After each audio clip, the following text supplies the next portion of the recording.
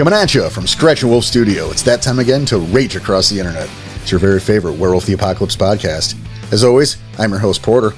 Sitting to my left, he's in a winter wonderland. It's Mr. Daniel Tyson. Hey, everybody. And coming remote from the other side of the planet, our dear friend and returning guest, three-time apple polishing champion, Mr. Karybdhus Jenkins. Karybdhus, how you doing, buddy? I'm good, but you have to do this geography thing again because, Europe is so far away, but not at the other side of the planet, man. Sure it is. You've got the international date line. Boom. That's the middle. That's the other side. That's but, the middle. there are moon bridges between Europe and America, so that's fine. Close enough. I mean, there are moon bridges. That's true. It's good to have you back, man. It's been too long. Welcome back, Kay. No, I'm glad to be back. It was way too long, and it's actually good to get some downtime for my mind. I don't know if that's going to happen today. The show we got planned. Probably not. It's fine as long as I'm more eloquent than Danny. It's all good, and that's like, Oh, shit. I can do that sleeping. I was going to say, that's not going to take much. You got that already. Boom, you win. So, Yeah, no, I'm used to that. I believe our last encounter, the votes came out otherwise, sir. That's fine. That's fine because look, it's your podcast. The audience is biased, so. Oh, okay. I mean, I'm just saying the poll in the Discord. We could look that score up. I don't know what. I might have eked out a victory. They would never. There was a war going on. They would never though. go against you. Oh my God. Times were tough. There was a war going on.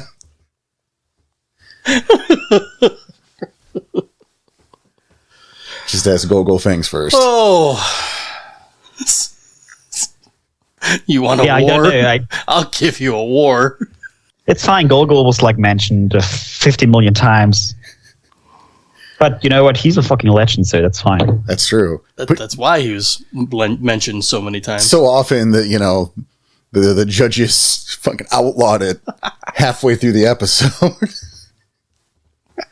Enough of the Gogol, damn it. Yep. Not allowed to say Gogol anymore.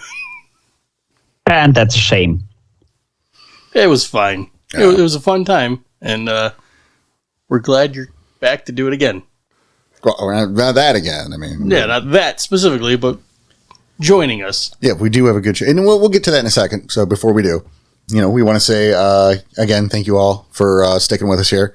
I guess it's been a few months. Yeah. Since our hiatus, but not for us. No. We're still in a time warp in the podcast here. We've been hanging out in Flux, so that's fun. Yeah, it's you said it the other day. You said it on the episode too, and it was hilarious. We're in the future recording stuff for the past that hasn't aired yet. That's going into the future, but still hasn't been done yet, but will happen before any of this does. Oh no, we're totally Schrodinger's podcast right now. We're in both the past and the future. Fine. As long as you're not fucking your mom and being your own dad, it's okay. We're not there yet, thank fuck. So, whew. I'm Safety. my own grandpa.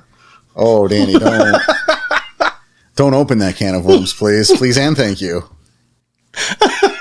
Holy shit. Classic Tom Arnold. Danny, if you open that can, I have to ask you about your mother and Porter again. That we won't do that. Why do you have to ask? It's already known now. Well, because you brought up grandpas, and you did that. You made decisions. It's your own fault. And moving on. Yeah, moving on. Yikes. No, Moving on. Yeah, we just want to do a quick thank you to our backers, and remind y'all that if you are not a backer, well, now is the time for change and improvement. Improvement, yes. Yes, you can improve in that respect by heading over to our Ko-Fi, ko-fi.com/Rage Across the Internet. Link is in the show notes. Every time. Yeah, where you could, if you are in a position to. You could, throw some support, which helps, keeps the lights on and keeps us like fed, which is nice. No, it's a great way to show support. Obviously, we appreciate it. And we have the 4 tiers and various gifts. Yeah, the rewards that we spend just as much time on the rewards as we do kind of the rest of the podcast, because we feel it is such a big deal that you guys help and support us that we want to give back. Exactly. It's our way of saying thank you. Right. So there's that, there's the bundle for the Guilty that's on sale. Well, that is for sale. It's not on sale currently. Right. It might be. It's around Christmas. Who knows? Yeah, I was going to say, it depends on what this is so far in the past and future that there's no way to know what's happening currently. But I do know that we appreciate all the backers that exist. We want to thank all of you so much. It's a huge deal. Absolutely. And, if you are not in a position to give financially, we totally understand. Oh, yeah, we understand. We're not busting balls. We get it. And, thanks for the thought. And also, if you want to help that way, just pass us around.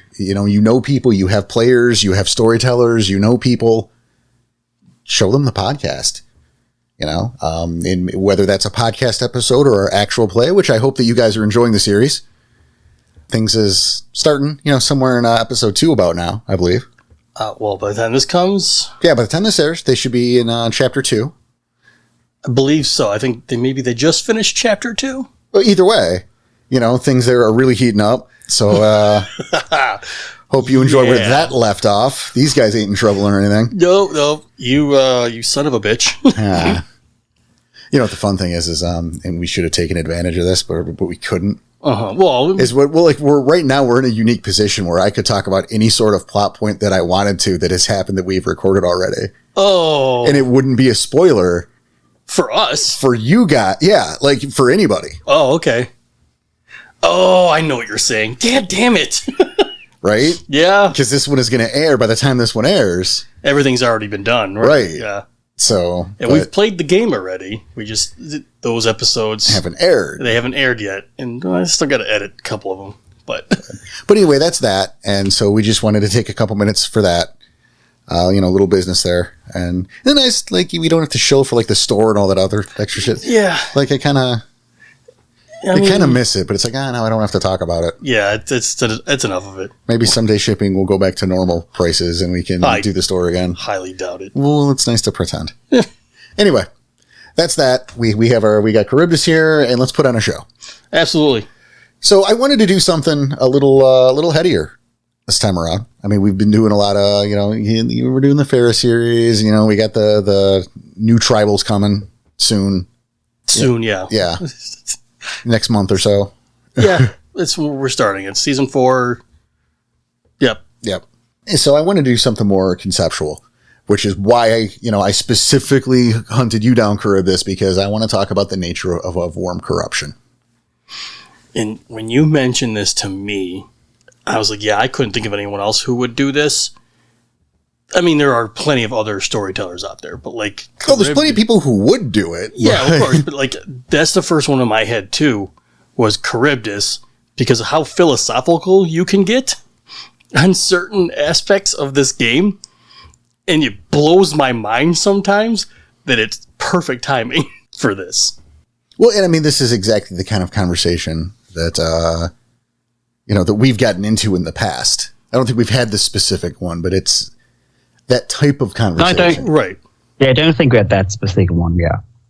But we had our fair share of philosophical debates about nature of the world and how that goes. And yeah, that's definitely an interesting topic because, if you're new to the game and everything sometimes just looks so black and white, but if you go deeper into it, it just starts not to be black and white anymore. You get in the game starting and see the worm is the big bad evil. And if you go deeper into it, you at one point have to realize, maybe he's now the evil one, but he's still necessary. Well, and even then there's a level of the worm as the victim. There's a level of it, yeah. Yeah, and these are all aspects, I mean, we're going to touch down on it. And, you look at the various versions of the origin story, we're going to use the term fall of the triad just for the sake of ease. Yeah, I mean, it's a triangle. You take away one leg, it's no longer a triangle and falls down, right? That's usually how geometrics work, yeah. The face I'm getting, like, yeah, could I be any more vague and generalized? Sorry. It's okay, Danny. We're not used to be more, right? Oh, thank you. So yeah, for the sake of the episode, we will refer to it as the fall of the Triad. You know, there are so many versions of that story. You know, you look at the subtle shifts between tribes, you look at the different Pharaoh. Oh, you know, crazy. and even you look at Addition and Into the Eyes of the Black Spirals. You know, there are so many different variations of that story. But I like to look at the Kylo version from the Nuisha, personally. Okay. It's one of my favorites, and I know it's a fun story. And I mean, we talked about it during the Nuisha episode, you know, where, you know, Weaver claimed up all the people. Okay. And remember that's when when the worm voice was unveiled. I want some too. Yep. Yeah, you know, when Worm started guest starring briefly on the show. His people won't call us back now. He got too big for his fucking britches. His agent's a dick. What a dick. Yeah, but that idea, you know, it's the idea of the in that story is that the worm's greed is what led him to get caught. Yes. In the web. And that is the central crux of it is the worm got caught in the Weaver's web through the Weaver's trickery, through depending, right. But we forget that while the worm has gone through these changes to become the corruptor, the heads of the Hydra have formed, that the worm started as the victim here. Yeah. Being the victim and then going mad. But is he really, and now we can already start with philosophy here. Is he really mad, or is he just doing what he always did, but now uses the only options he has because he's trapped? Well, and that's a great point, because we remember that the worm was the worm of balance, was the devourer that kept the cycle going. And in that aspect, the worm is still doing its job as a force of entropy. It's just doing so through corruption. Because it can't go for other. I mean, it can. I mean, look at Word. Look outside. It still can be doing its job the way it's used to. But since it's trapped in the Weaver's web, he has to rely on. I mean, personally, I think corruption is sort of a Weaver tool, because it's not the straightforward destruction and entropy version of killing stuff to set the energy free, so the wild can harness the energy and create new. But it has to go for way slower. He has to go for a long game because he can't anymore otherwise, and so he has to use the Weaver's web to do that. Well, he's not using the Weaver's web because, you know, the Weaver by nature isn't a tool of destruction. But I'm with you right there, is that it's using the worm, to be clear, is using the tools available to it. It's doing the best that it can to still fulfill its job. However, certainly we do know that the worm has gone mad. We know that the heads of the Hydra have formed. We know there's the triadic worm that didn't used to exist. So something new, or at least of variation, has spawned from the original intent of the worm. All because of the actions of the Weaver, and as a consequence of being caught in the web, certainly. Yeah, I mean, I just love this. There is so much hypothesis in here, because, I mean, who tells us the story the worm is mad? It's the Garu, and the Garu are not usually known for being the most reliable tellers. Oh, I mean, there's definitely truth to that. I mean, at the same time, though, we have this story, variations thereof, through everybody's eyes. Yeah. You know, even like Ananasi, even. Yeah, there's no debate that the worm is trapped in the Weaver's web. I mean, that's the consensus. Oh, that's definitely, yeah. Yeah. You know, we can kind of take that to the bank. But, you know, you talk about the unreliable narrators, and I think that's a good point, because this is something that has always interested me. And we're not going to get too deep down this rabbit hole, because I don't think we're qualified to do that at this point. I think we're talking about the greater world of darkness. The cosmology and the history, you know, between mage and wraith and changeling and vampire. We are not qualified today to sit here and have that discussion. You know, like there's plenty there. I don't know what the fuck I'm talking about. And I'm perfectly at peace with being able to admit that. Mm-hmm. You know, what I know about Changeling could fill a fucking shot glass. But then maybe. But at the same time, we look at it and Changeling and Mage, and what do they know about the Triad? Well, my point here is they all have their different cosmologies. Mm-hmm. All of the games do. But, and while sometimes you can draw the lines between, something that I've always loved is that with Werewolf, you can kind of get firsthand sources. You know, it is theoretically possible to summon an avatar of Gaia and go, bitch, for real, which came first? You were the Triad. It's possible. I would not advise that. But you can go to the ethereal realm and visit Luna and get firsthand fucking information. Now, Luna might be lying. Right? Might be. She's just fucking with you. It depends Probably, Look, it depends on the mood phase and which version of her you get. It depends on how you ask. Crazy. It depends on what question you're asking. It depends. Look, there's factors here. Mm-hmm. But what I'm saying is you can firsthand go and ask Luna what happened.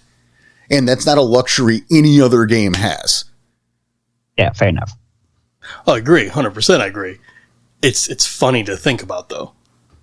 Especially with Luna. It's fair enough. But again, we have to...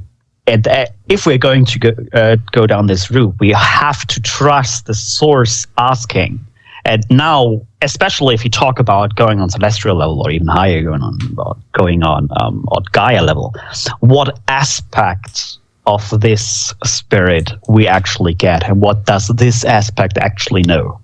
You know, that's more of I think of a Spirit Matters episode, certainly. But, I mean, it's just the point stands is there are certain things while the unreliable narrator through, say, various tribe books or source books, there is a through line that you kind of have to trust or there's no ball game. And to dip our toe into a different cosmology kind of in the real world, you can't say you're a Christian and not believe in God. That's part of it. Okay, yes. You know? I was trying to follow, in which case, yeah. Yeah. Now, of course, we're not talking about religion here, right, but no, that's I'm a vegan, but I still eat meat. Right. Like you can't, that's the core tenet here. Right. You can't go, I don't believe in that, but I believe in the stuff surrounding it. Well, then you're not the thing you say you are. First off, you are ignoring the bunch of hypocrites out there. Well, but that's not the show we're doing. Yeah, this is not what we're doing here. Yeah, right. Because now we would touch real world and stuff like that, and we're not going for that route. No, fuck no, we're not. It's analogies to get people to understand the direction we're going. But one thing you already said, because it's part of the religion. So as a Garu, I love the term you had in the first few episodes of what is the Garu Nation? They are nature worshipping murder cult. Yes, they are. They are fucking religious fanatics. Yes. Frame it like it you want, but that's the core. They are religious fanatics going for Gaia. And of course, they will drink their own Kool-Aid. Yeah, and what makes it better or worse, or how we're using the quotes here, what makes it worse, is that they have confirmation. Yeah. It's not, I believe really hard that there is a wolf called Fenris who did this and that. No, they can fucking talk to Fenris. And Fenris can go, you're goddamn right. Also, you summon me again and I'm taking body parts. But, they don't have to debate. No. You summoned Fenris once. He's already taking your body part. You summon him twice. He's eating up you gradually. It depends on the purpose, but neither here nor there. But that's the point. They don't have to debate the existence of the Umbra, of the spirit world. Are ghosts real? Yeah. Because I was in the Umbra a half hour ago. Right. I just got back from the Atrocity Realm. Yes, the Umbra's real. There's no debate. But does that make it a religion? I mean, to the Garu. Well, it's... Of course. Yeah. What's worse than a religious fanatic? That's a religious fanatic who has proof, or who thinks he has proof. And again, in the case of... he has proof. But in the case of the Garu, they do have proof. And here's the thing, and there's something... This is a little off topic, but it kind of... It's fine. Whatever. We are on a philosophy... Look, we are on a philosophy episode. So. No, exactly. I've heard... There is no topic. roughly speaking. In the recent weeks, I have from a couple people heard the term "good guy Garu." I hate this term so hard. Yeah, because They're not. Absolutely. They are monsters. No, God you damn. are the monster. And that's the point. You're the monster. Not you personally. I mean, I know you pretty well, so yikes. But both of you. I know. I was waiting for it too. Depends. No, but, through the lens of humanity, yes, Garu are monsters because werewolves are monsters. But if you're looking at Werewolf the Apocalypse through the lens of humans, you're doing it wrong. Right. And the fact of the matter is the Garu, for as reprehensible by our standards or even their standards that they can be, because everyone's an individual. This is not a fucking hive mind. Mm-hmm. They're still the only ones out to stop the world from ceasing to exist. They're the only ones out there with the altruistic goal. So, yes, they are the good guys. They're not good people.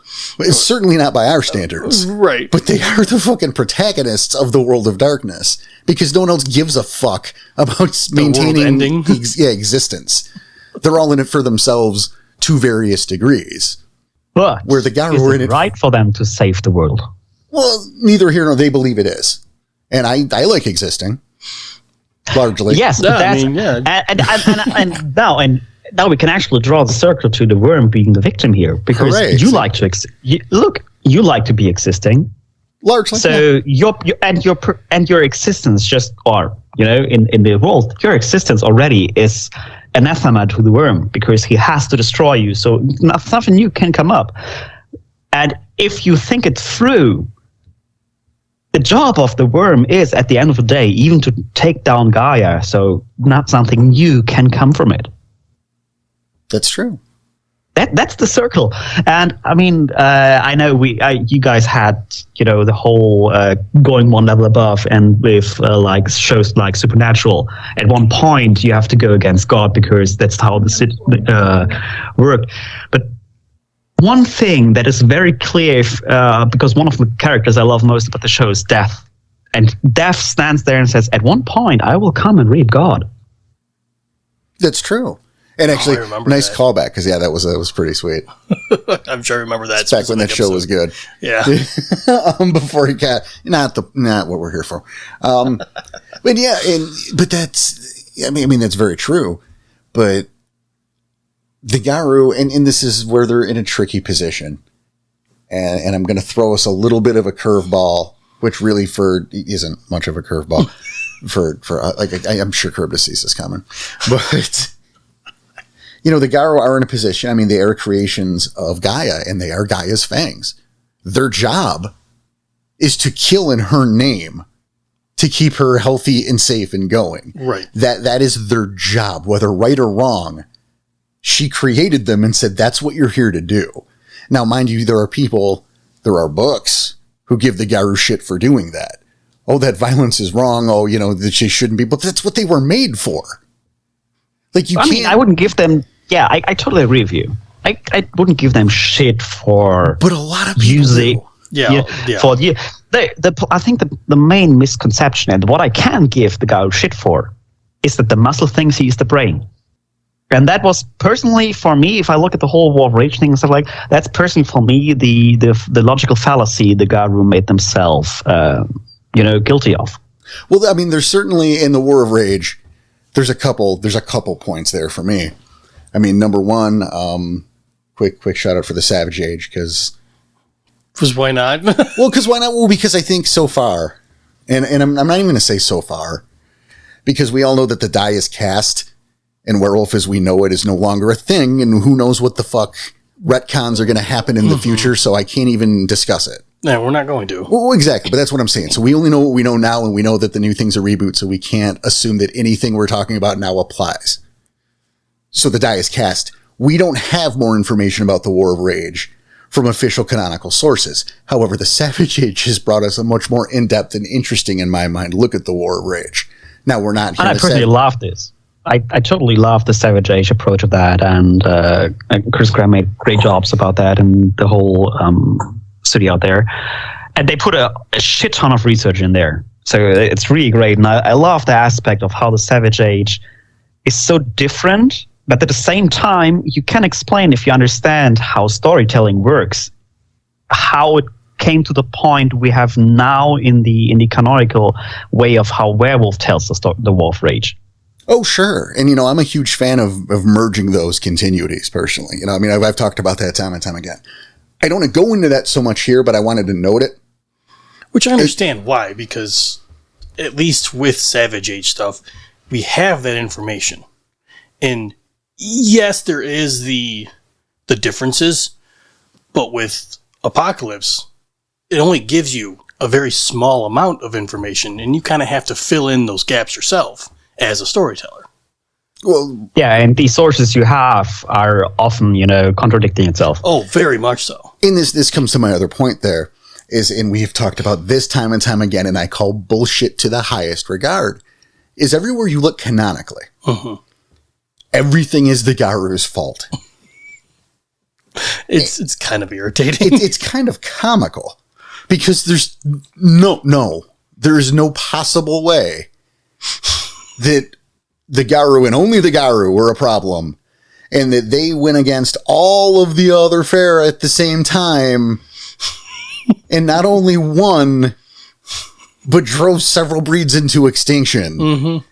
That's absurd to such a level that it boggles my mind that people accept this and no one questions it. Yeah, it's like I said, it's comical that we blame just the Garu for that. It's absurd. And again, I hate that people just drink that Kool-Aid and don't question it. But it's one of the many things, as much as I love Werewolf. Well, obviously, right. Right. Like, this is why we're here. It's not without fault. And, I think that I would disagree with some people about where the faults lie. But, there's a lot of things that aren't expressly said, and that you have to read between the lines of what's going on. And people sometimes have a problem doing that.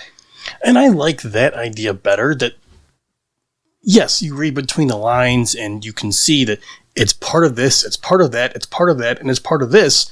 And all those things combined are what caused the problem. And maybe if you took one or two away, it might not have, but...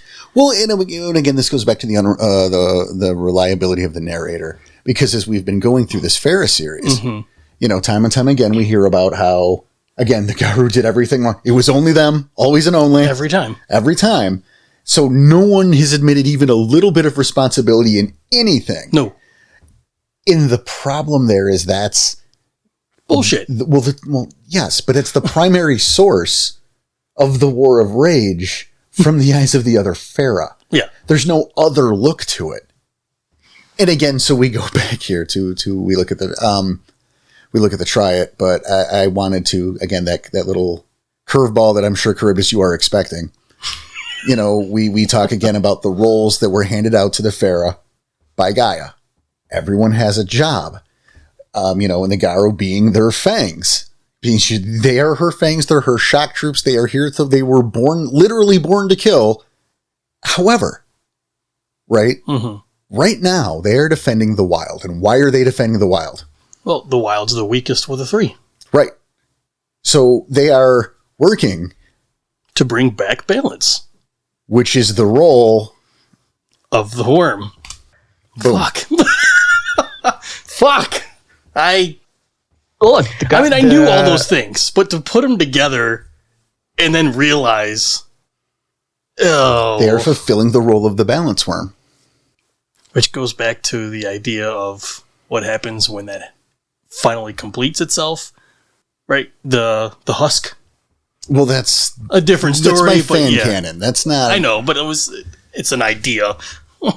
You got quiet here, Karybdhus. It's always a bit like, okay, so you have, if you look at the tribes, you have your wild line tribes. You have the Black Furies, you have the Fenris, you have the Retellans. You have your Weaver aligned tribe with the Glasswalkers, to a degree with the Bonars or the Children of Gaia. Mm-hmm. There is no Weaver alignment. Worm. No worm alignment. If you don't count the black spirals and those, I don't count those in that regard, because they are a corrupted version of a tribe. No, which, I agree. of course, it's what I mean is like a quote unquote normal Garo tribe, which is aligned to part of the triad, and not through the corruption of the Black Labyrinth. No, I agree. I hear what you're saying. But the way the Garu as creatures work, you can possibly and I think personally reasonably argue that the Garu themselves are instruments of the worm, because they are the fangs, they are the shock troops, they are the destruction Gaia can bring over their enemies. Their very nature is wormic. Well, and that's something, like, it's kind of where I'm going with that. But at the same time, right? Let's bring this out. Is the Garu work again? Gaia's fangs. They are her shock troops. One would argue, they are her immune system. Right? It's weird to say it, but I get it. But so they are there to defend her from ultimately the machinations of the humans, ripping up the environment and all that. But that was way later. Mm-hmm. And so originally it was from the corruption of this newfound corruptor worm, of the triadic worm, of the Hydra. And in that it's we're defending the wild to bring back balance, which is the original purpose of the balance worm. It's to perhaps the message has perhaps gotten muddled over the eons here, the generations upon generations, that it's now been destroy the worm and not restore the worm. Yeah, I wouldn't say perhaps at all. I would 100% agree with that. Well, we can't prove it, so we have to say this is all just conjecture and speculation. I mean, I agree, but in my head, it's full on agreement. I mean, cool, but so I mean that's definitely there.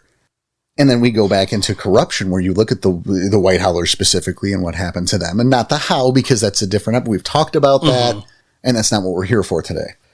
But that look of a tribe that has fallen into the worms, the corruptor worm's clutches, who has been corrupted, how they as a tribe have changed, how they brought down several totems with them, how their philosophy, the way that, in terms of the triad and how they view Gaia, changed so drastically after their encounter in the Temple Obscura. Yeah, there was just a very drastic change and very quickly. It's weird to think about that. It's even weirder if you think about that they actually do have a point. As I said earlier, everything has to die at one point, Gaia as well. That's true. And yeah, there is, and you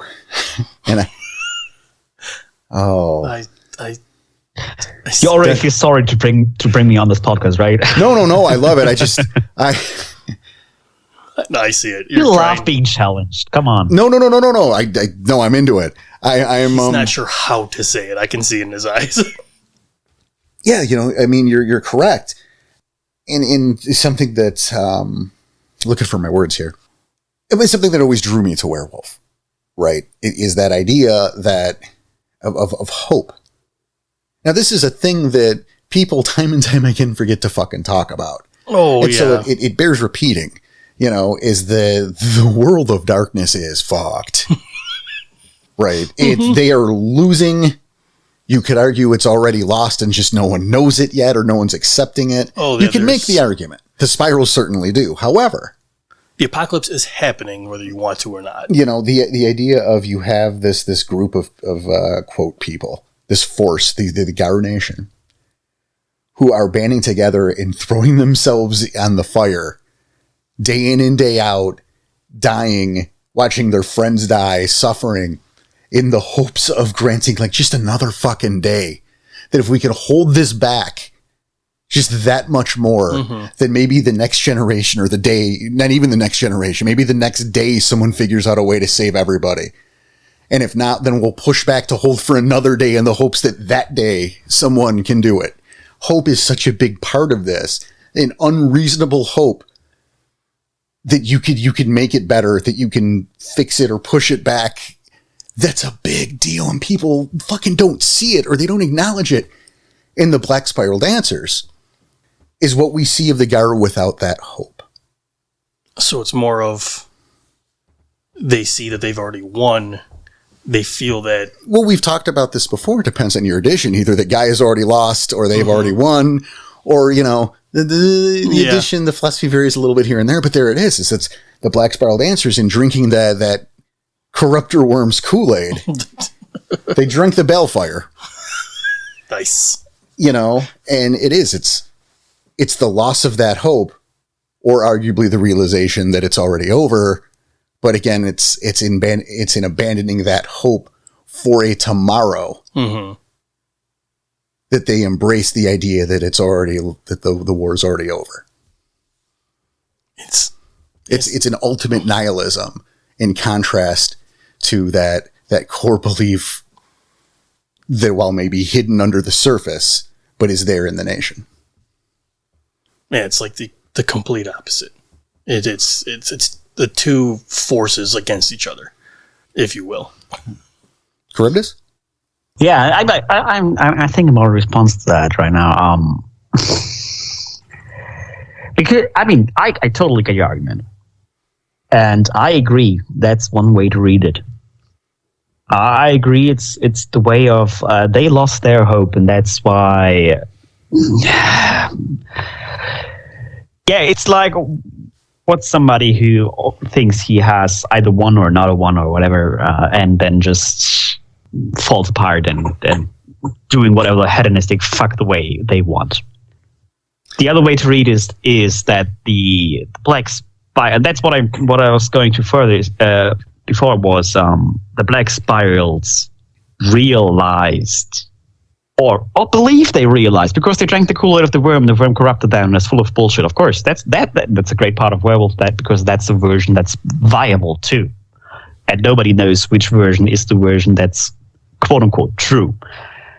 Or what I want to say is that the Black Spirals realized what they did before was actually wrong because it was against the circle of how the world should work. And that could be, that's a very good point as well. I would add that I wouldn't say that it's maybe, to go back to the issue of hope for just a second, that maybe it's that the Spiral's giving up so much as a shift in perspective. So for them, it's a matter of viewing that hope as naive and at least in their minds ascending beyond that. But to go back to what you were saying, your point, I appreciate that for sure. Because there is a level where that's true, is that the Garou are going against the natural cycle to a point. However, there's the argument that because the worm has been trapped by the Weaver, that natural cycle has already been perverted and must first be set right. Granted, that's not something that's in the forefront of the mentality of the nation. That's not in the company line. But again, I argue that at one point maybe that it was. Or at least should have been. True. And I think back to the Triad, and again, they fight for Wild because Wild is losing. Right, not because the Wild is our friend. No, not because it's the good guy, because it's losing. It's the weakest one. But, thinking about that, if Worm was caught, but yet Worm is still so strong that the Wild is the one losing. Worm has been caught, is still stuck in those webs, making it the corruptor worm. And it's going mad and being so mad that it's still stronger than the Wild. Well, of course, this wasn't always the case. Mm-hmm. The weakness in the Wild has been predicated by the rise of the Weaver's power. Right. That's why it's cool to me. I like it like that. I think it's fucking awesome. But it also has its own problems. Make sense? I guess that was a weird way of saying it. That's fine. Philosophy is always weird. And I love how answers come not easy, because you have to actually think through it here on that episode, because it's a game, but still you can put real mind power in here to figure out reasoning. And I mean, the Triad, let's face it, all of them are assholes. Yes. Like there's not a single one of the assholes is the wrong word as well, because they are just cosmic forces. Yeah, they kind of transcend assholeity. Yeah, because there's like sure is. If you accidentally trample in an anthill and kill a few thousand ants, are you an asshole? Yes. To the ants. Yeah, to the ants you are, of course. To the ants you are, of course. And I mean, it's tragic for them, but for the greater cosmos, it doesn't matter. And humanity or the Garu nation or Earth to the Triad. I love that you brought this example up. I love this so hard. The ants? Yeah, because I use the same analogy when I talk about the Garu nation versus the human society. Oh, okay. You know, they're just fucking ants. To an extent. You know, this is something that I have seen, you know, through doing the podcast. Okay. We have met a whole bunch of people from all sorts of different walks of life, you know, with all sorts of different levels of experience with the game. Which is fucking awesome. Right. You know, and something I see through, you know, some of the social media links, through some of the Discord discussions, you know, is people who are still learning werewolf. You know, and who haven't quite learned to divorce themselves from humanity, right? From the human perspective when looking, you know, at the lens of the Garu nation, and how, you know, I have to, you know, sometimes you remind people that the Garu were, you know, Yahamid Garu were never human. They were raised as humans because they didn't know any better, right? And then they learned the truth, and they are pulled from human society to learn about Garu society. And that transition is a character. And Danny, you know full well, because I made sure I make a point of it, in that journey of becoming a Garu, really embracing who you are and what that means in regard to human society, and where the morality shifts and things change. You know, where I have to point out that humanity is the bad guy, or is a bad guy in the world of darkness at large. Humanity is like fucking worm steroids. Oh yeah, no, I 100% agree that I think humanity is the worm's best weapon. Exactly. And please. I'm sorry, but the full cycle is humanity is also the worm's greatest adversary. Go on. Oh man, okay. Look, whatever the Garu nation as a whole wants to do, and we're going back to the supernatural. You can't kill God. The worm is so far above the Garu nation, even if you would put all of them together and go to Malphalas and go full out war, the Garu nation would not be able to win, because you can't kill the cosmic force of entropy. No, but you can, and here's where I'm going to take that and if I can spring out. You can free it, theoretically. And if you do so, what does that look like? And now, how do you tell the difference? Because the end of the game is, if the worm does its job, still everybody dies. That's true. I mean, that's arguably true. Yeah, I mean, of course, it's the way it dies. But at the end of the day, even the corrupt worm, if it gets through with it, just does its job. Here's a thought, all right? This just came to me because you bring up a good point, is from the perspective of the Garu, whether they have saved the worm or not. The end result is the same for all the fuck they know. They're done anyway. Yeah. Right, theoretically. I mean, theoretically. That's we accept that line. But maybe the difference is how the cycle starts anew. That if the worm is free, the cycle can once again start anew, and we can play this game all over again. Because we've established the worm is pretty fucking dumb. So we'll probably fall for this trick again eventually, right? But okay. But however, and this is, I'm getting a little darker here, Danny, so maybe stop laughing now. Okay. Because people are going to get confused. You know, what if by being still the corruptor worm and being unable to get free, once that cycle goes to start anew, it cannot properly. In parlance, what if the child is now stillborn? Yeah, I totally agree. That's an option. See, that's why we didn't want you laughing when I'm talking about stillborn children. Oh, shit. I see where you went with it. Oh, Jesus. And you now are starting again from a corrupted core. Right. So How often have we done that again already? I mean, that's an argument to be made. Or has it never happened in this particular version? Spin on the wheel is unique.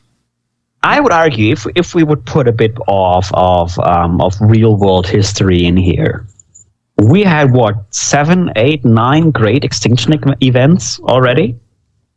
Well, maybe you have. I'm fine. No, but you know what I mean. I do, but I needed to inject some levity because this is our show and that's what we do. Yeah, we had several big extinction events through the history of this planet. So what about this is just a cycle? This is just, again, the thing that's happening. And I mean, one of the parts is, why would the worm change why would the worm actually challenge the Garu? Okay, two things here. Is number one, I kind of reject your hypothesis here on the grounds that these extinction events you bring up are just entirely too fucking mild for the scale that we're talking about these great cosmic entities. Yeah, I was trying to bridge those gaps. But if we're going for that, now we have to talk about the nature of Gaia. Is Gaia just the Earth? Is Gaia the cosmos? That's a whole. I mean, okay, look, let's be honest. It was the 90s. There were a bunch of college kids writing a world, which is absolutely cool, but not necessarily the deepest metaphysics. Well, that's true. Classroom here. It's true, and again, that's kind of the beauty of us being able to read between the lines, and then the benefit of looking at different editions and getting to play with that canon a bit. Absolutely, However, I love that part. I get where you're coming from, but I still with the greater cosmic scale of things. And when you talk about Gaia in her scale, I'd say Gaia knows absolutely the Earth. And I argue that because we get evidence of things like the planetary incarna brought about through Rage Across the Heavens and in the ethereal realm. So we know that Gaia is not also Luna. We know Gaia is not also Rorg. Rorg is Rorg. Yeah, but Gaia is also not Earth. Because I have forgot her name, I'm sorry. But, Earth has a different celestial incarnate. I would argue. I'm not gonna say definitively because I don't feel comfortable doing that. Well, look, you know me, man. If you don't have the proof right in front of you. If I'm not sure about something, I'm not going to pretend like I'm sure. Right. I will say I guess or I believe or if I recall. I 100% know what I'm agree talking with you. about. I'm just going to say that's why, and I know you hated it the first discussions with us because I always were going for where is this in the books because I want to check it up, not because I don't believe you, but because I too don't want to argue a point I can't 100% recollect, so I want to read read it again. That's fair, and you're right. That back in the day before I knew that used to drive me nuts because it's like, dude, I tell you if I'm not sure, I'm fucking sure. Mm-hmm. Not wrong. Fucking check up on me. But no, you're right.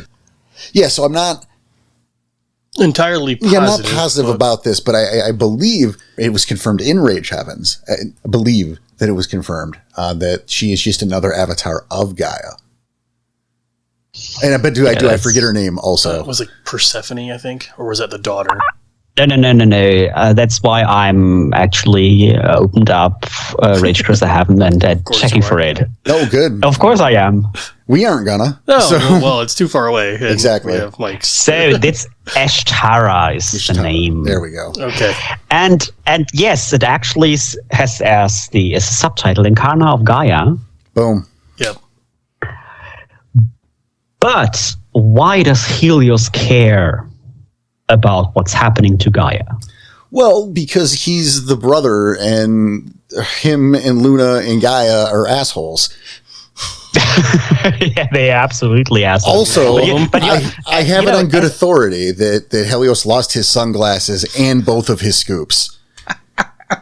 And wasn't he like a lover of Gaia, and that's why Thunder was pissed with him because I love how all those celestials are just a big clusterfuck. Yeah, I was gonna say, look, there are a lot of versions. I think my favorite was the Bastetts, to where Gaia wanted to bang Cat so hard, but Cat was like, nah.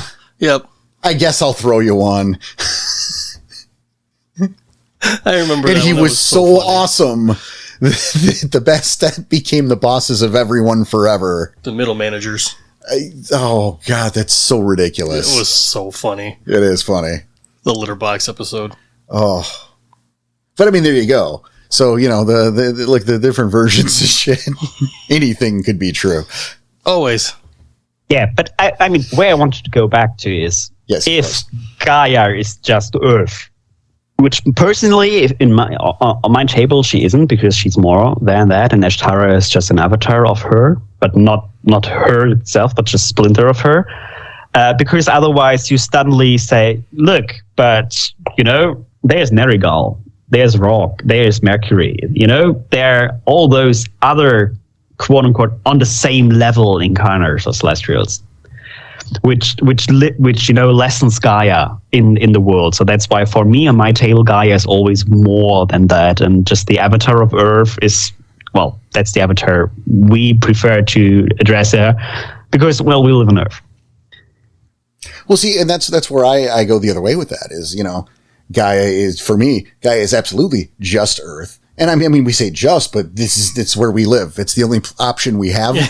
And that's why she's so fucking important. But also, you know, I mean, again, we have the examples of the other planetary incarna. We have Helios, we have Luna, you know, so there's more out there.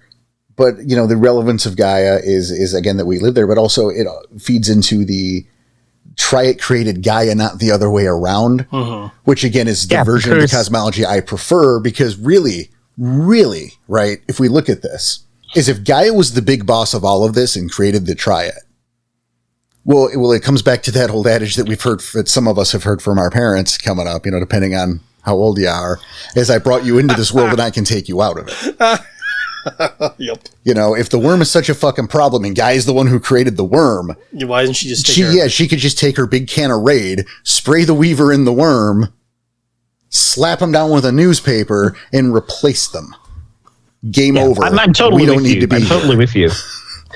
I'm totally with you on the Triad created Gaia, because the Triad is, the Triad is just cosmic forces. And if the other way around, does the Triad work on all the other places in the universe as well?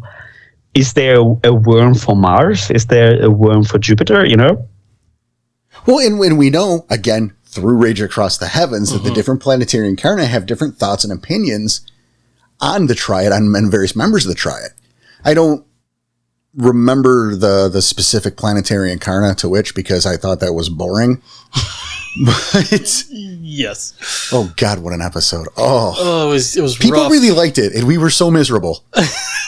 We were very miserable. Like, here's a little behind the scenes, everybody. We were so miserable and so bored filming the Ethereal Room episode. People really liked it. We hated ourselves every second of it. It was fucking miserable. I mean, look into it. I would have rather died. Heavens, being a good book or not a good book, you know, personal taste thing. But it made up so many problems for the whole cosmology of the world. Yes, it did. I found it grossly unnecessary, but there's interesting stuff there. Oh, sure, there's always interesting stuff, but like you said, I think it's boring, extremely unnecessary. And well, also the format of that book was not conducive for us doing research. No.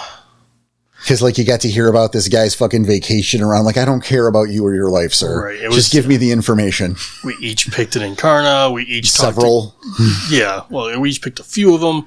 Talked about the interesting facts. Like, I'm already bored. Yeah. The point is that they had different thoughts and opinions. So it is the same Triad, and they do have a relationship with that Triad in a roundabout way. But again, the way that it's framed in those books also suggests that the Triad is elevated above Gaia. And again, I think it's the better way it should be, because, well, like I just said, you know, if Gaia is the one in charge, then Gaia can just put a stop to this whenever the fuck she wants to, and this is all pointless. But then I look back at one of our early episodes that we did was Worm vs. Reaver. You remember that one? Well, I remember doing it. Yeah. and you took the side of the Weaver, you took the side of the Worm, Right. where Joey took the side of the Weaver, and I was just kind of the mediator of that dogfight, if you will. Sure. But we looked at W20, and it straight up said that Gaia created the Triad. Oh, no, yeah, the answer to that question varies depending on what fucking book you look into. I know that was W20. That was core book. Mm-hmm. That was, Now you have to ask, where do you get the information from? Right. Is it a we are White Wolf / Onyx Power at the point of time, and we tell you now outside of the world this is how it was done? Or is it narrated by a Garu? Or are the Garu telling the story? Because now we're going back to the Garu, drinking their own Kool-Aid, and if they think Gaia created everything because Gaia created them, of course they will believe Gaia created a Triad as well. Exactly, and that's an important distinction to make. However, again, look through the different books. There's plenty of books, and you're going to get different answers. Yeah, you're going to get different answer every time. But if you got to also remember, we have to look at it through the eyes of Garu, not as humanity. Karybdhus just said, Right. Fuck humanity. Humanity's not represented. But what are you reading, Because there is the difference between a section of the book where a character in the world, Mm-hmm. A canonical character is telling you something. And let's use revised. Sure. Because, that's Evan Heals the Past. Evan Heals the Past narrates a good chunk of the book. Right. Explaining the Garu Nation to a new cub. And then there's the mechanics section where the book is telling you things. Which could easily be contradicting of themselves right there. But that's the thing, is the book telling you information you can trust. Evan Heals the Past can be wrong. Can be, right. And how much do you believe it? How much do you put in there as a storyteller? How much do you believe it as a character in your own game? There's so much to it. Well, that's the beauty of Werewolf.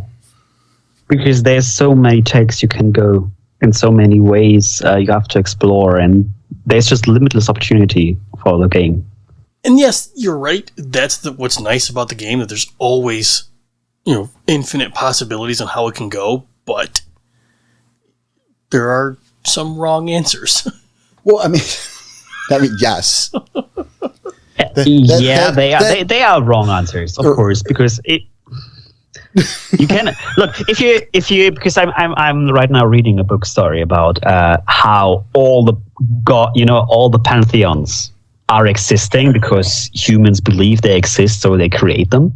But of course, all of them have their own creation mythology, and only one can be true. They obviously, of course, is a wrong answer. And that's the thing, is none of them could be true as well. Yeah, and none of them can be true, absolutely. And the big question is, are your characters, or is the Garu Nation as a whole, or is the Worm or the Weaver, whatever, is somebody today there that can tell you the definite answer to that question? And personally, I think the beauty of the World of Darkness is, no, there's nobody out there who actually can tell you the correct answer from an in-game perspective. Well, see, I would make the argument that there certainly are when you get to a certain echelon of spirit. However, the question is, will they tell you? And, for my money, it's better that they don't. It's better that you don't get the chance to ask that question, because the question is the worthier part. The pursuit of that answer is the worthier part. We don't need the answer. If we want to dumb that down a bit, it's like a good zombie film. What caused the zombie outbreak? Who gives a shit? That's not important. Right. It doesn't matter what caused it. What matters is what the characters do as they adapt to this world. Now, they can spend the entire movie trying to figure it out. But it doesn't matter. So you should never answer. It shouldn't be answered, right. One of the good parts of Walking Dead back in the day, when the show was actually a good show about zombies, was it the second or the third season where they realized that you're not getting infected by the zombie virus, and once you get bitten and then you turn into the zombie because you were infected, but that actually you are already infected, and turning into the zombie happens after you die, no matter what. Right. You funny you bring that up is, because I was a big fan of the comics well before the show. So, they unveiled that shit way early in Because that's an interesting part in Rage Across Heaven. There's a sentence, I hope that someday we will see Earth returned to some of the more idyllic areas of Ishtara's realm. So it's in the book on one side saying Ishtara is just Earth, and then that Earth is just a part of her realm. And that's another version of White Wolf saying, we don't know shit. At that point, I would draw the parallels between Summer Country. Ishtara's realm and Summer Country, rather. Is this realm of Gaia's absolute purity, of a time before, of this idyllic realm that arguably is kind of unreachable. I mean, exceptions here and there, but, we could extrapolate that's really kind of in the vein of what they're talking about. A time before the Impersium, a time before the War of Rage, a time before the problems with the Trite, a time before history. Before humanity, even.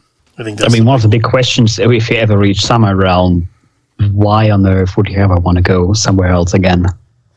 Well, absolutely, but I think that's one of the cruxes of that realm is you can't stay there.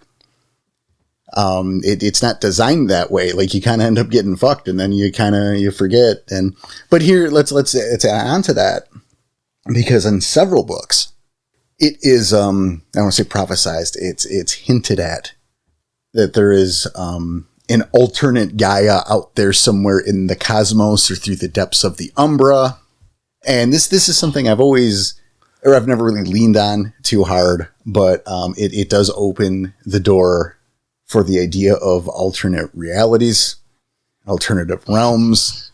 And suddenly we're hitting mage cosmology, and that is really fucked up. And I can't help you on that. All I know is that they do illusions and not tricks because a trick is something a whore does for money. Heyo. It's a little Arrested Development. I know. Actually, I actually got that one. Yeah, it's an illusion, Michael. But, I don't know anything about pulling rabbits out of hats or quarters out of ears, so I cannot speak to mage. But I mean, it does open that door of alternate realities or Earths, where you could even, and I'm never going to say this again. To be clear, okay. Could even allow to legitimize the existence of Forsaken. Soak that in, because I'm never saying it again. We have now that on air, and Danny, I request to have that cut out and send me as a sound file, just in case he denies it. Never again. Oh boy, but it's recorded. It's a friendship ender. I know. That's why I'm just hanging my head in shame right now, because I could make that the end bit. Look, I feel it's very magnanimous of me to give that much credit. Okay, that's fair, and I think that's enough. Yep. But I mean, if coming back to a more while I laugh the point, but coming back to a more rational point is the overreaching cosmology of the World of Darkness got fucked up pretty hard with all the splat, because all the splats have like different versions of how it happened. And I do know that Demon once tried to get this done by, okay, look, this is all splinter realms of reality and all are true, and they just diverge from each other over time. But this is just so much because they contradict each other so hard on so many levels. Right, and at that point we're getting onto where we're bordering on a much larger episode with a lot more guest stars where we all argue a whole lot. Yeah, we have to... I see a version of that show, like with Karybdhus, you're there, and I'm there, and Grant's there, and we are screaming at each other, and it gets deeply personal. We have to put Melissa on there for Mage as well. Okay, we can get Melissa in on that, but we have like a cast where we're all yelling at each other, and actually most of us will be friends afterwards. I think Melissa will take it very personally. But I see saying some things to Grant that most people would be horrified at. I know exactly what you're saying right now. I say those things to him on a regular basis. Oh, so do I. Yeah, it's part of our friendship. However... Yeah, but no one else knows that. Exactly. It's not on air. Yeah. They'll hear it. They will be mortified. It's going to get deeply personal and sexually aggressive. I'm pretty sure we have to make a disclaimer before an episode of that. Look, guys, we are still friends, even if it sounded like somebody, got a chainsaw through Danny's ribs, but we're still friends. Well, it's kind of like we did before Thunderdome 2, you and I. We're like, look, everybody, we don't know where this is going to go, but if it goes somewhere dark, we are friends. It's okay. That was so funny. Well, and that's the thing is like, it's the DMs that you guys don't get to see. Right. When we get arguing, because we know, we go into DMs and we have fun. And again, it gets dark sometimes. Yeah. As friends, I think the first half year of our relationship with each other, we constantly quote unquote screaming at each other from opposite directions. So that's fine, right? But again, you guys are friends, and you know the limit you can take. And we had fun, and you can take a beating. That's fine, right? It was a slugfest. It was like the end of Rocky. Yeah, it's fine. Porter likes it.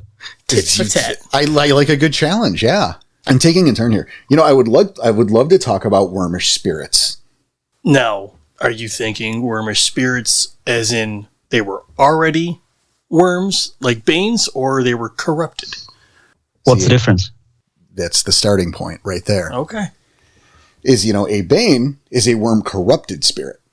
There was such a thing as a wormish spirit before the corruption of the worm, certainly. We could look at spirits of death and entropy. And I think it's interesting because you could look at, for example, Owl's Brood. I forget the name of the fucking spirit off the top of my head, but there is that one associated with death and entropy. And wouldn't that have originally been a wormish spirit in nature? You actually can go higher up. You don't have to go to Owl's Brood. You just go to Octana. Which is claimed to have been spirit of the Worm of Balance before. You're absolutely right. I forgot that for a second. We talked about that during the episode. Good call. Yeah, that's a good one because we also went into what a total asshole psychopath Octana is. Yeah. Like he'll fuck you up. Yep. Don't mess with Octana. Yep. But yeah, no, that's exactly it. And at the same time, we have examples of, and again, we look no further than the White Howlers, is members of quote White Lion's brood. Uh-huh. That had fallen. You look at Green Dragon. We could look. I'm not going to pull up the books all the way over there. I can't.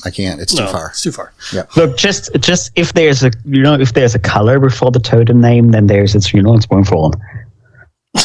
I don't think that's the rule, but it's not like blue whippoorwill. It's like D&D. The colored dragons are the evil ones. Aren't all dragons? Everything has color. What? No. Okay, I'm sorry for taking the different universe in here, but the chromatic dragons are the evil ones. The metallic dragons, so gold, copper, stuff like that, they are the good ones. They are not good in a sense. So the ones that you could take to a pawn shop are. Yeah. How dare you bring D&D into this? You did this, sir. You did this. But back to White Lion's brood, the ones who have fallen. Well, yeah, there are a great many spirits in that brood. And again, we went over them during our White Howler episode. We talked about them during our Spiral episodes. Right. Many members of that spirit brood ended up falling to the worm. And some haven't. Like Lion kind of found refuge with Griffin. That's very much true, and also kind of funny because, it has not aired yet. Oh, yes. While it has not aired yet, Tom and I had quite the discussion about the nature of Lion versus White Lion versus Simba Lion, and the hierarchy of that spirit and its aspects. Yeah. Well, by the time this comes out, that's like 4 or 5 weeks ago. No, I know, but it has not aired yet. For us, it hasn't aired yet. That's again a problem of the whole cosmology because now the same thing happens to wolf, right? So is there now Fenris wolf, winter wolf, hunting wolf, morning wolf, whatever wolf? There's like a bazillion. All the wolf totems could totally form a pack for himself. Well, it is. It's the various aspects of the larger part, the capital W wolf, if you will. But that's not only not this episode, but was an episode that we've already done. both a couple weeks ago and several weeks from now. Yeah. Again, Schrodinger's podcast. Oh, beautiful. Fucking beautiful. What's in the box, man? Either way, it involves us and microphones. So, but you go back to the Brood and how some have fallen, and I think maybe White Lion didn't fall because but we know that didn't happen, right? But I just think of because he was stronger. Well, that's kind of not thing. I don't know. Maybe we're not talking about weightlifting here. We're not even talking about spiritual resonance here, but we're talking about, again, the nature of the corruption. We know there's a difference between a spirit that falls to the worm and a spirit that is wormish in nature already. Right. And we actually do know that there are worm of balance spirits still out there. That's true. We also, and again, as we have proven with Octana as a great example of spirits who were loyal to the original balance worm that have, shifted allegiances, or rather didn't shift allegiance. Yeah, depending on, right. Yeah, your point of view. Another great example, we go back to the Kamatas or the Urakama, because crap. I don't. But it's so far as this is totally out of the scope of this episode, so I will just ask you the one question and forget about it. I did tell you the story how I would have loved to see the Shadow Lords fall to the worm compared to the one White Wolf presented us in the Apocalypse book. I don't remember this, but go on, because I disagree already. No, with the Apocalypse book's take. Oh, okay. So yeah, I don't like the Apocalypse. I mean, okay, it's a nice idea, but you don't fall to the worm because you don't get your promotion. Yeah, it's very. I'm going to take my ball and go home. It was not how the Shadow Lords operate traditionally. And it was also right. So that same episode with Tom. Yeah, my personal take on this whole thing is that the Shadow Lords fall through bad. Because we do know that there is a bunch of Shadow Lords that would go for Malthalas and taking bad back. I love that. Quote, cleansing it. But for my take was basically that's a rouse of the worm for getting the taint into the Shadow Lords and then tainting them from the inside.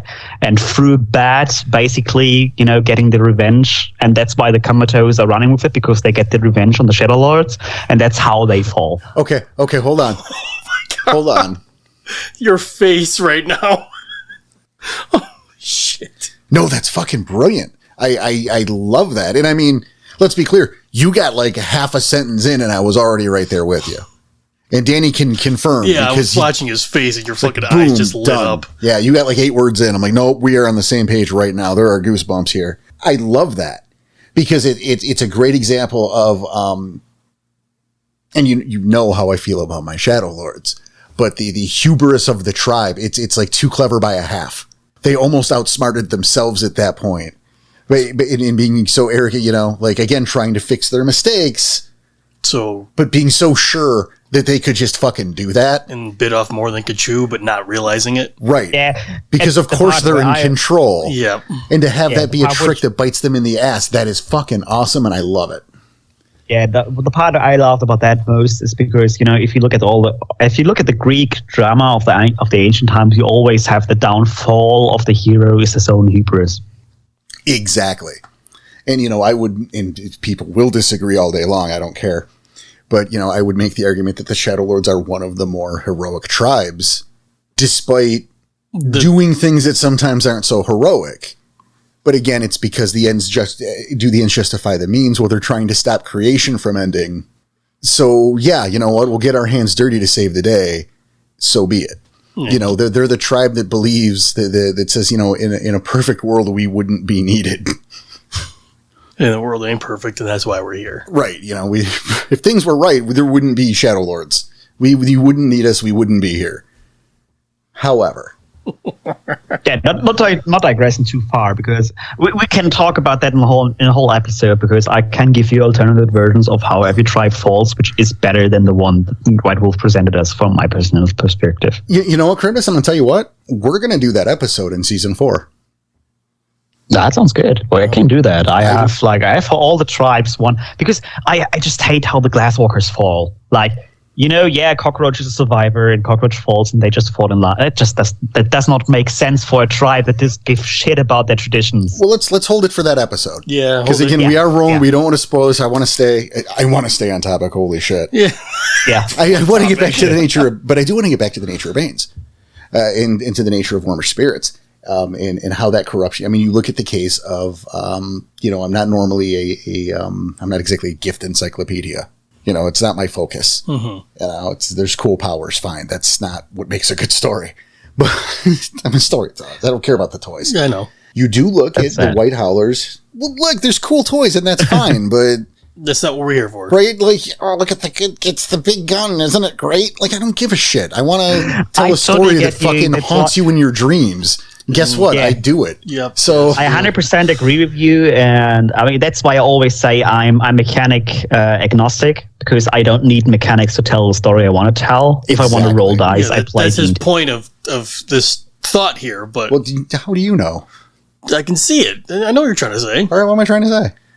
That you don't need the gifts, but there is one that you have in your head right now, trying to say, but Karybdhus keeps. Well, so you're telling, what is it then? I don't know what the gift is. Well, you just said you knew. It's my job to interrupt and challenge him. Go ahead, please. Let the man say what he wants to say. Him who? Him me. Yes, I know. All right. No, it's, you have Whitefire from the White Howlers that became Balefire after their conversion. This is an example of the nature of the corruption. Okay. That's... See, I didn't know there was the gift of Whitefire. I never went into the gifts of the White Howlers. Well, why would you? Because you're never going to play one. Yeah, pretty much. Like, this is never going to happen. And they drank their own Whitefire. And it came out green? With a digestive system. Well, obviously, it's the coloring that's evil. We already have to Jesus Christ. Establish that. Oh, boy. But see, now we get to the complication. Because in this Bears mentioning... And then again, I think this is something that a lot of players get confused on. The worm is not evil. Worm is not sense evil. Okay. I know where you're... I 100% agree, because my reasoning here is 100% that none of them is evil or good or whatever, because they are cosmic powers and they have way elevated over the level of, good and evil. That's true. But, and again, there is a difference between, a smuggling, okay, a corrupted air spirit. That's not evil. It is corrupted. Yeah. Dirty air is not good or bad by nature. Right. A murder is something we perceive as a negative thing. Mm-hmm. Right. And I'm not here to talk morality on this. It's the thing that we perceive as a negative thing, as a bad thing, as an evil thing. That is the scrag, which is a murder spirit, is associated with the worm.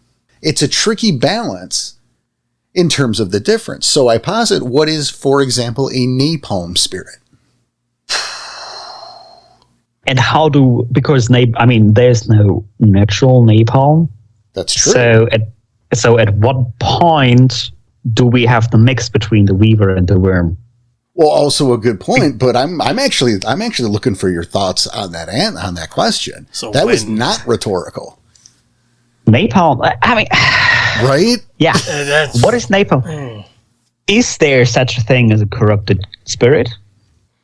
Well, we know that there is, because we have examples. You look at the Melgen. You look at some of the Melgen Incarna. Now we have to ask the question of at what point starts corruption, at what points goes allegiance. Well, exactly.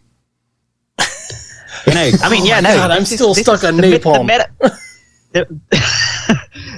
The metaphysics about that is a huge thing we have to go about, because that's why you're here, sir. Scrag is murder. Yes, is murder part. So if a lion kills an antelope, is that a murder, or is that a killing, or is that just death? If we would go for the spiritual connection, what kind of spirit would grow out of that? See, I think it's a great point. I would personally suggest that, the in the instance of the lion and the antelope, that is the natural order of things, that is not a murder.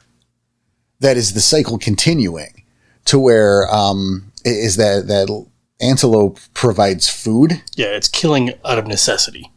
Where a murder, I'm going to look to like Jack the Ripper, where that is a senseless, destructive act. And I think at that point, the intent matters, which you could easily argue against, right?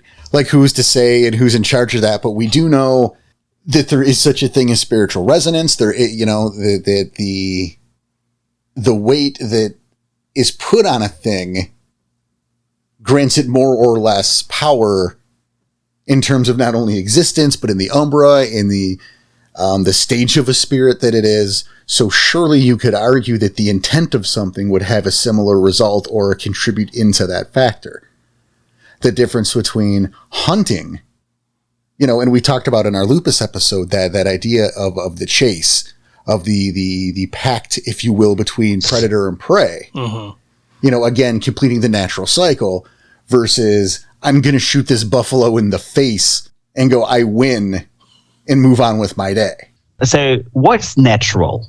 What's the real natural circle? And I mean, oftentimes if you look at real world, people think about like natural is what would happen in nature anyway. One of the big questions always, okay, what's perceived as natural as part of the natural circle? And if we look at nature, we have like apes, chimpanzees who go on war with each other. And we can perceive that, and that's quote unquote senseless killing. So is this already something out of the natural cycle or not? Is this something that's already corrupted by a murder spirit? Or is that actually part of nature? Because that happens in nature. Well, you know what?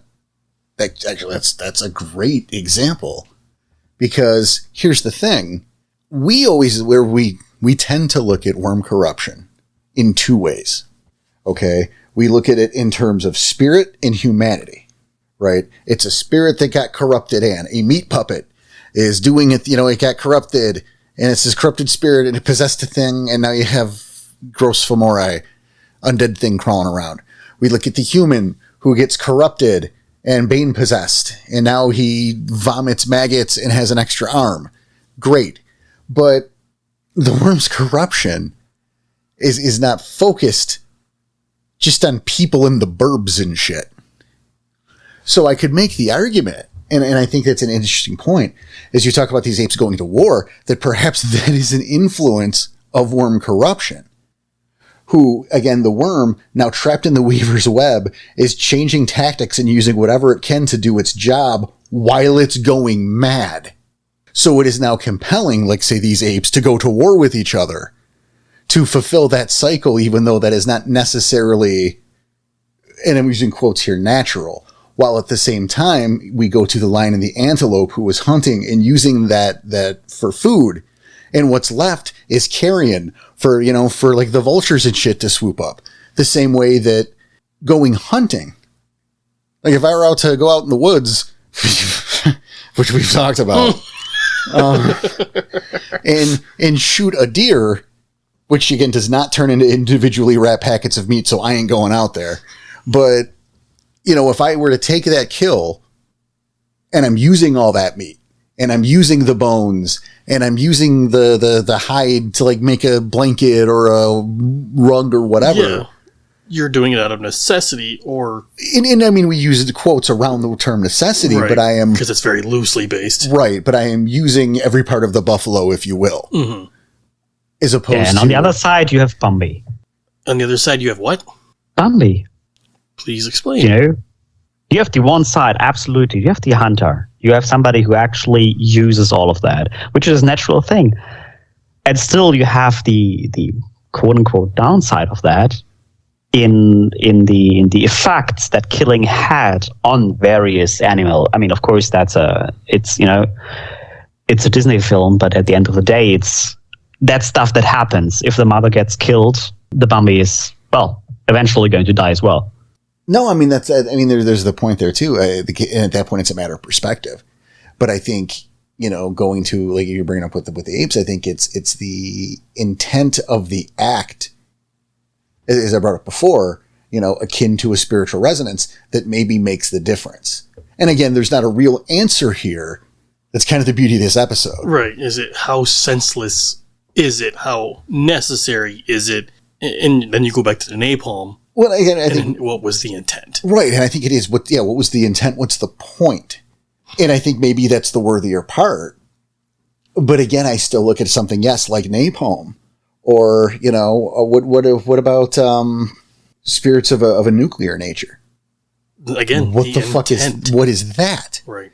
Right. I mean, I think we can attribute that to the worm, but is that correct? Should that be correct? I don't know. It's very, very difficult because, again, we are, messing up the realms, the worm of the weaver at the same time. Also, because, that's true. I mean, look, neither napalm nor the atomic fusion would have. And now we're getting the atomic fusion would happen because we have Helios, and basically that's just a huge fucking nuclear explosion that is going on for 5 billion years. Which again begs a great point, because we look at radioactivity as something inherently wormish, but again, the fucking sun's radioactive. Mm-hmm. Yeah. So. Is the sun? The point is, but that doesn't contradict itself, because we, as the players, as humanity, as the protagonists in our game, perceive the worm, and we think that's something evil. But if you go take the step back, look at it from the cosmos, that's not evil because it does not have an intent. The effects is something we disagree with. That's why we fight against it. But in itself, it has neither good nor bad nor purpose nor whatever. That's true. And I mean, but then again, we run into a problem here, and it's not like a real problem, but we are attributing this meaning, and we're looking, beneath the surface and digging in, and it's like there's a level, right? Like we talk about the nature of radioactivity, but like at the end of the day, maybe we just want like a fun tentacle monster for our players to rip into.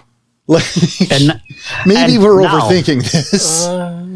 Now, if I want to stop you from your tentacle fantasies, low blow, sir. Look, I've seen enough hentai to know where this is going. Yikes! But if we picture the effects of radioactivity, like mutational growing of stuff, changes, whatever, this is fucking wild shit. This is Gorgons running around changing, reality by the whim because they think of it. Suddenly this guy has a third arm, which has, the worm does not create a third arm. That's something the wild would do. It's just unfocused mutation, and that's, yeah. But we've seen time and time again that kind of thing, that those are the effects of a Bane possession. Open up Freak Legion. There's a fucking chapter on it. Oh yeah, of course, and that's another point of why we're not thinking through all the things it does. Well, maybe, because I think that's a source of corruption, and I'll go to another level, and I don't want to go maybe too deep in this because this is a real thing. But let's look at cancer for a second. We in our world, okay, obviously in our world, it is a natural thing. It has existed forever. Yeah. It is a mutation in the cells. And unfortunate as it is, it happens. It's a natural thing. Right. Like, yeah, I don't want to go too far into that. But to take it back to the world of darkness, who's to say that isn't wormish in nature by origin? It's just before we understood it. So it was always wormish in nature, but it just predated us as humanity. I mean, it certainly predated us as humanity because, well, yeah, other creatures get cancer as well. So we see it in all the animals out there. So no, you're right. I'm trying to double down on the shift to the world of darkness. Yeah, that's the problem of the triad in its whole, because it's so above the understanding of a human brain that they have to be logical fallacies if you talk about it, and if you conceptualize such a thing. I mean, it's certainly food for thought, and it's obviously a larger topic. And of course, I brought it up in the first place, so it's on me. But I mean, that particular one is when you want to be a little careful with. But I mean, I know you look at balance here, right? You look at book sources like Chernobyl, A World of Rage, No. Rage Across the World. Someday. Someday we'll figure out which one's which. Yeah, someday I will get that straight in my stupid brain. Well, that's what they get for naming them so damn close together. Well, you know what's worse is the compendiums, like the collected editions of the Rage Across series, are also called Rage Across the World. Fuck. I was like, motherfucker, you can't win. Yeah, But- they just don't like you. I know, right? But there's that write-up on Chernobyl. It's the W20 book. They have a write-up on Chernobyl. And, you know, it talks about how dangerous it is there. And, like, there are Garu there who are trying. But, like, if you're there too long, you essentially become a menace. Because the mutations just hit so hard. Oh, that's crazy. Because of, like, how fucked the land is. And so, I mean, you would naturally, you would attribute that to the worm. But as Karybdhus, as you brought up, maybe the wild might be more appropriate. It's these, we don't have the answers. So where do you speculate? And But- how hard do you speculate? It's kind of part of the fun. Yeah. You know, that brings us this kind of episode where there aren't any hard cut answers we're looking at. We're just talking and going, what if? Yeah, and that's absolutely part of the beauty. Now, that said, I guess we are about out of time, Danny. Well, roughly. I mean, honestly, we could keep going, and we probably just keep going in circles. Because, again, none of these have concrete answers. Right. And, you know, we could always, I mean, we can do another episode like this in the future. Oh, I'm just sure go back we to could this do shit. this again. So it's basically a triadic cycle. Oh. Hey-oh. But I think for now, though, I think it's about that time. Hopefully we'll have you back again soon, yeah, okay? Absolutely. Hell yeah. Well, on that note, yeah, we are going to call it there. I'm going to thank you for listening, you know, on behalf of myself, Mr. Daniel Tyson, and Mr. Karybdhus Jenkins. Again, we want to thank you for your support. Thank you for your time. Take care of yourselves. Take care of each other. Keep your claws sharp. Your head in the swivel.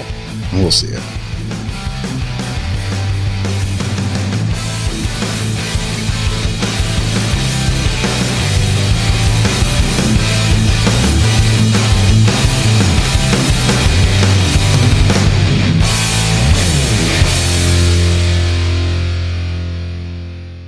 It's going to get deeply Yeah, personal and sexually aggressive.